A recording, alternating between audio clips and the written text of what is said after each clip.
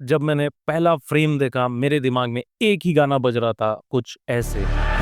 Stood tall with my back against the wall, 10 toes down, they expected me to fall.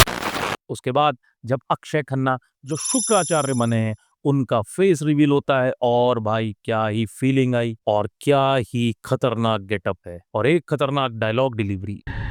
Raktabeej, मानव जाति का सर्वनाश कर दो। तो ये रक्तबीज कौन है? बहुत छोटा सा वीडियो है, लेकिन पहले आपको एक बहुत अच्छी और इंटरेस्टिंग कहानी सुनाता हूँ। एक बार देवताओं मतलब सुर और असुरों में बहुत भयंकर लड़ाई हुई और उसके बाद हुआ समुद्र मंथन। समुद्र मंथन ये सब कहानियां आपने सुनी है, लेकिन उसके बाद क्या होता है? उसके बाद असुरों के एक गुरु थे जिनका नाम था शुक्राचार्य। अब शुक्राचार्य बहुत ही ज्यादा पावरफुल थे और उनको बहुत धक्का भी लगा था, उनको बहुत बुरा भी लगा था कि कैसे समुद्र मंथन के समय असुरों के साथ धोखा हो गया।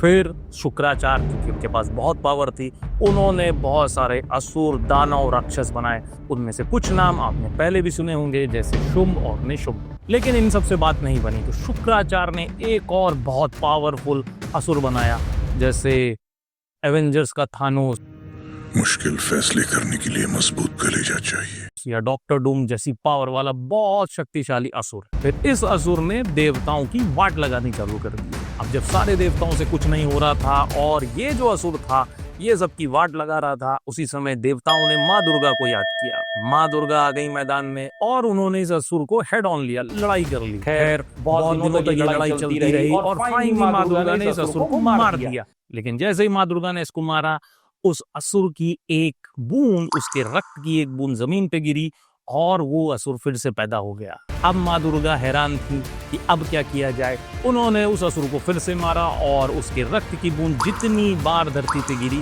उतने ही असुर फिर से पैदा हो गए। और इसके बाद परेशान होकर माँ दुर्गा ने एक नया अवतार लिया।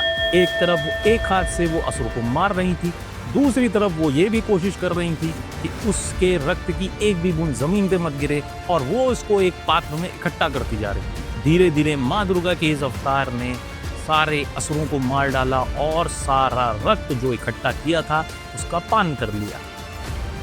तो अब आप ये पूछ सकते हैं कि इस वीडियो में इस कहानी का रेलेवेंस क्या है। ये कहानी मैंने आपको इसलिए सुनाई क्योंकि आज ही रिलीज हुआ है ट्रेलर एक फिल्म का जिसका नाम है महाकाली, और इस फिल्म का प्लॉट है यही कहानी। अक्षय खन्ना शुक्राचार्य का रोल कर रहे हैं और भाई जब मैंने अक्षय खन्ना को शुक्राचार्य के रोल में इस ट्रेलर में देखा, क्या ही खतरनाक गेटअप है अक्षय खन्ना का। और अक्षय खन्ना इस रोल में एकदम कड़क धमाकेदार पैसा वसूल है।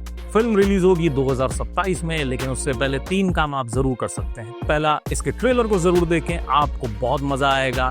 इसका लिंक मैंने दिया है आपको डिस्क्रिप्शन सेक्शन में और कमेंट सेक्शन में भी। दूसरा, घर में मम्मी या दादी से दुर्गा सप्तशती के बारे में बात करिएगा। ये पूरी कहानी, ये पूरा प्लॉट आपके घर के मंदिर में जरूर रखा होगा, एक बार चेक करिएगा। और एक यूट्यूबर से ज्यादा अच्छी कहानी शायद आपकी मम्मी या दादी भी बता सकती है। और तीसरा बट सबसे इंपॉर्टेंट काम, please like, share and subscribe to my channel This Movie That.